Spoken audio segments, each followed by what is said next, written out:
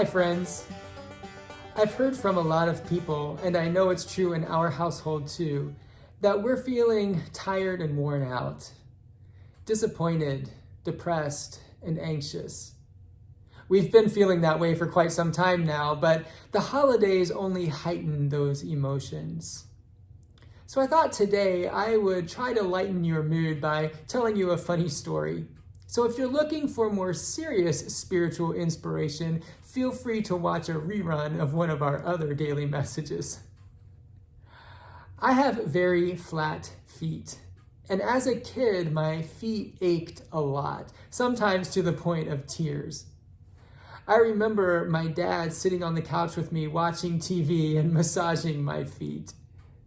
Oftentimes, I would have to get up in the middle of the night in order to take an aspirin to alleviate the pain. Now, my bedroom was upstairs and my mom and dad's bedroom was downstairs. And just outside of my mom and dad's bedroom, there was an overhead light that was controlled by a switch that was upstairs.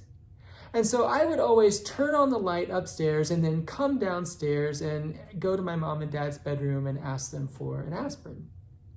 Except for this one time.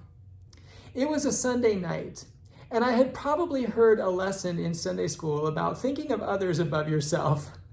But I don't really remember that. I'm just guessing because I was thinking that I should be more thoughtful of my mom and dad and not wake them both up in order to get an aspirin. It only takes one of them. So I decided not to turn on the overhead light. Instead, I took my flashlight, walked down the stairs, and tiptoed into their bedroom. I decided to wake up my mom this time. And so I walked over to her side of the bed and I tapped her on the shoulder and I whispered, "Mom."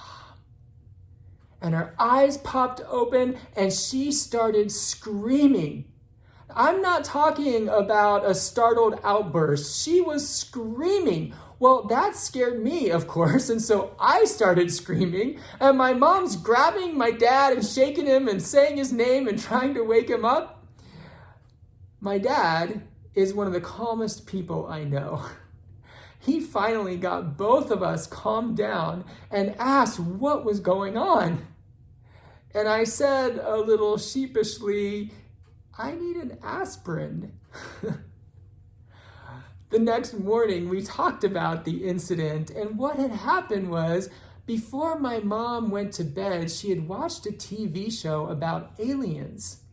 And so when she saw the light coming at her in the darkness, her first thought was that the aliens had come to take her away.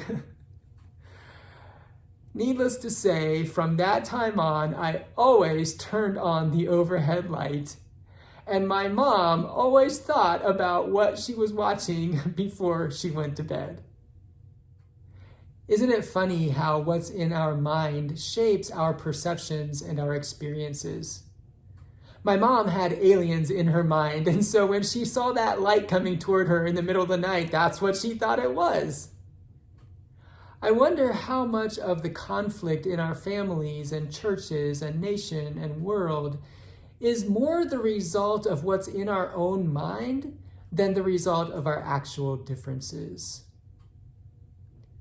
One step that we could take toward making peace is to think twice about our preconceptions or our judgments, and to make neighbor rather than alien the first thought in our mind.